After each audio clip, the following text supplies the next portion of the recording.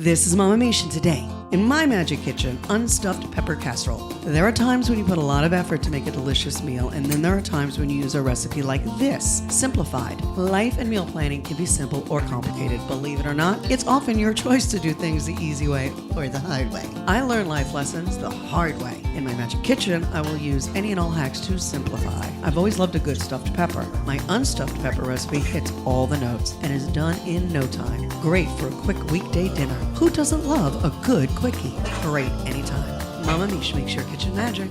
Okay? This is gonna rock. Unstuffed pepper. I made you unstuffed cabbage. Now I made you unstuffed pepper. And I think you're gonna love it. You're gonna love it.